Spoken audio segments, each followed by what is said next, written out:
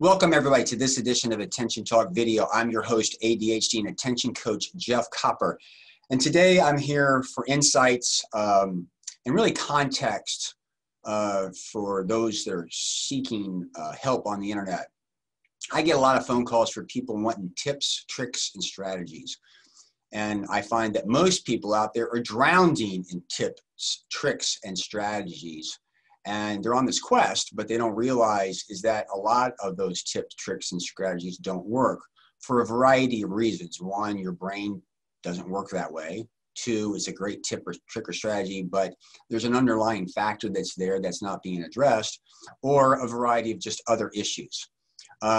So I want to put this in context because when people come to me, if I've got a tip or trick and it works for like 15% of the population, it's off the charts. Think about that. Off the charts. When you go on the internet and you see a tip or trick, you'd like to believe that it's working for 80% of the people or more. I don't find that it does. And let's take a look at some statistics or some concepts to help put this into context. Now, I'm going to talk about statistics and math, and some of you are going, whoa, wait a second, that's a little bit too much for me. We're not going to get down to that level, but I just want to understand the theory and give you guys a little bit of a visual so you can kind of put this in a little bit of a context and make some sense and understand why things don't necessarily work all the time. So to do that, bear with me. Let me screen share here. What we have in front of you is a regression analysis is when you go out there and you take a whole bunch of observations and you plot them and you do what's called a regression analysis, and you get something called a normal distribution, which is called a bell curve, which is outlined in the slide in front of you. The middle of it is the average. There's a mathematical calculation, if you've got enough observations, that statistically you have what's called standard deviations. Okay, there's 1, 2, and 3 standard deviations from the mean going both ways from the middle. So as we can see, you have the middle right here. This is 1 standard deviation to the left, this is 2, and this is 3. If you look down here at the bottom, we know statistically that 68% of all observations will lie within 1 standard deviation of the mean or the average. We also know that 95% will lie within 2 standard deviations and 99% within 3. So what does this really mean?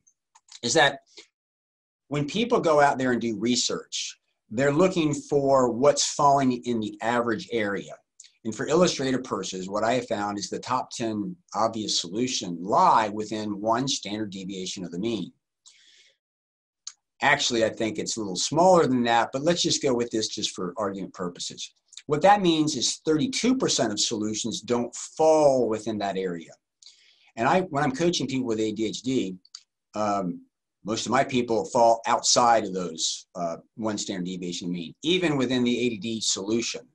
And so there's a lot of other really, really good solutions that are out there that are not taken account for in the tips, tricks, and strategies. And my job usually working with somebody is to find something outside of the average, not within the average. So while this is suggesting a tip, trick, or strategy is going to work 68% of the time, my experience it's something less, maybe 15 or 20% of the time.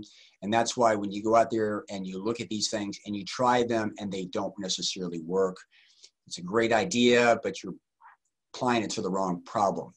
What does this do for you? Well, I know you guys want solutions and tips, tricks, or strategies because you really want it easy. What I hope you're gaining from this particular experience or this visual is begin to realize is that when you read it, people represent things will work for everybody and they don't. That's why they don't work for you. Probably don't want to hear this, but I've learned as a coach, it's all about mindset. And what I do is try to help people to problem solve.